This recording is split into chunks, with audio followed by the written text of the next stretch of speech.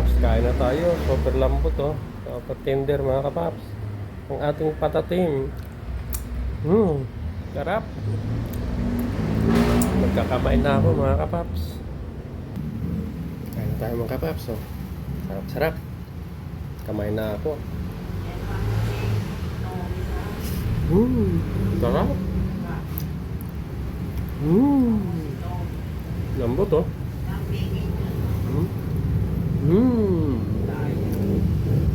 Super sarap mga kapaps. Patatim.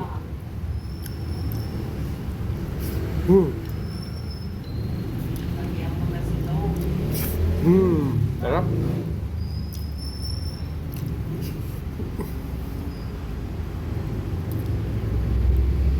Luto tayo ng patatim. Pakuluan ko lang muna ito mga kapaps para malis yung mga impurities. Kumulo na mga kapaps, tanggalin ko na to at ating kunting prito muna saglit mga kapaps. Prito ko na. Baliktarin ko lang yan. Sunod. Yan, papula-pulain lang natin ng konti at ating design ulit mga kapaps. Design na natin ng bawang sibuyas.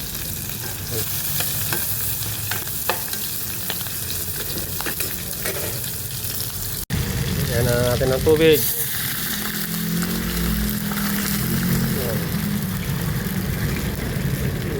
Isang kitchen. Lagyan ko rin ng soda mga kapak. Pakaluan lang natin to hanggang lumambot.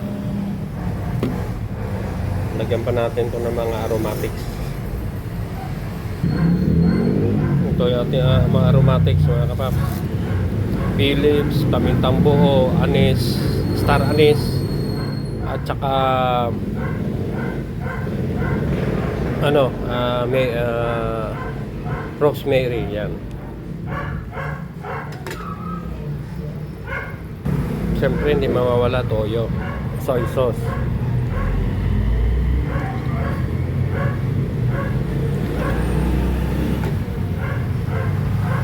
Na sugar yan mga kataps.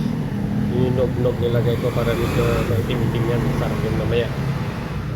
Siguro mga isang oras o 1 hour and 30 minutes para lumambot na lumambot to. Yan mga kapap. So yan o. Sarap po.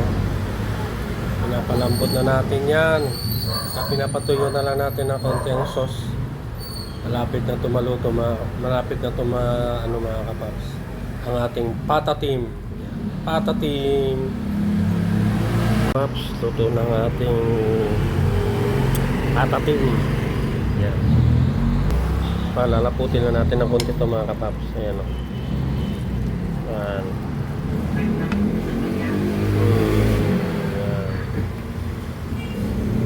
Sauce pa lang, ulam na mga kapaps. Ayan o.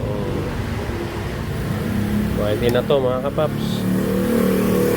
Pwede na.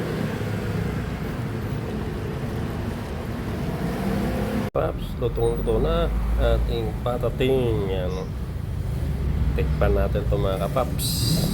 Let's try. Kain na tayo mga kapaps. Paps, kain na tayo. Super lambot oh. Super tender mga kapaps. Ang ating patatim. Sarap. Magkakamain na ako mga kapaps.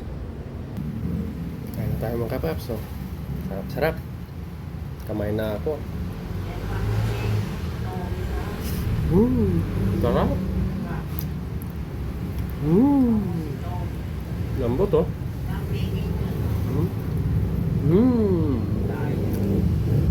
Super sarap mga kapaps.